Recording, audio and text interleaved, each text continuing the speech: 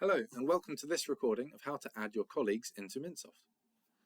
First, if you find yourself on Mintsoft, you'll need to go to the Access portal, as this is where colleagues are added. You can click on Access up here, you can click on Spaces, and then head to My Dashboard on the Access portal.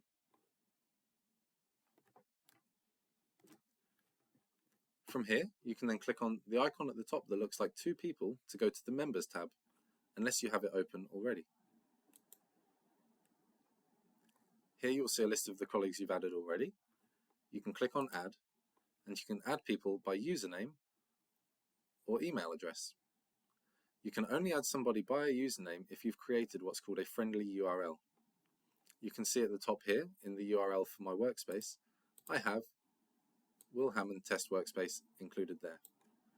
To set this up for you, you can click on your username at the top, head to Organization Settings, and then where it says Organization ID, for me, I've already entered one, but you will have a button that says Create Friendly URL. During that process, you're able to tick a box that allows username members to be added. The purpose of the URL is to make it so you have a unique login in case usernames are duplicated. For example, if John Smith worked at two different organizations with Access. If we go back to the Members tab, let's add a new one. If we were adding by email address, we could simply put an email address in here, click away, and then we could add another one. We could add a personal message, and then we could click Add. Both of these users would then get an email invitation to the Access portal. They could click on the link, set their password, they would get into this portal here, and then they could access Mintsoft through the products options up in the corner. You could also click on Add Members Individually, which enables you to put someone's first name, last name, and email address in advance. And it also allows you to set if they are an administrator of the system, which means they can add other colleagues and manage people's permissions, or if they're simply a user who will get what they're given. Once a user appears here, if they've selected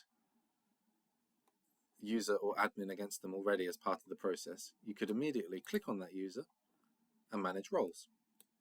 Otherwise, you'll need to wait for them to accept their email invite, and then you can manage roles. For Mark, for example, we could decide if Mark is a user or administrator of the entire organization.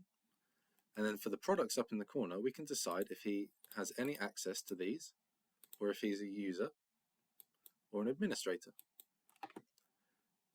We have Mintsoft here. If you're a Mintsoft administrator, you can do everything there is on Mintsoft that can be done. If you're a Mintsoft user, you will need to go into Mintsoft and change your permissions, or the permissions of a colleague, to add functionality to your system. If somebody doesn't have a work email address, that's the opportunity where you could add them by username. You can put in their first name, last name, and then you can create their username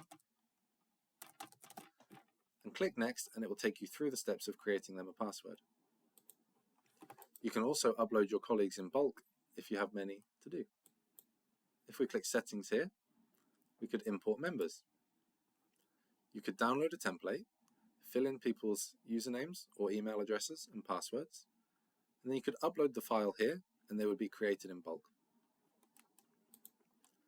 I'll show you as well very quickly how to edit the permissions of a user on Mintsoft. You may also have an interactive tour for this in your tasks section, depending on the stage you're at with Mintsoft. If we go back to Mintsoft, we can head to Settings up here,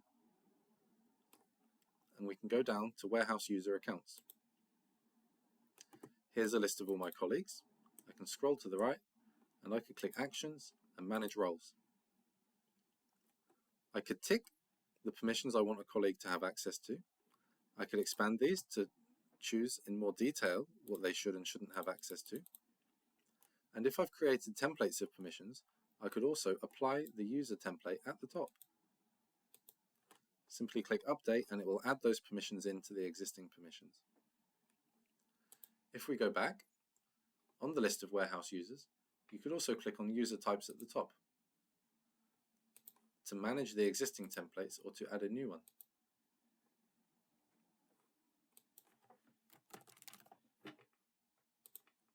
like so. Hopefully this has been helpful, and thank you for watching.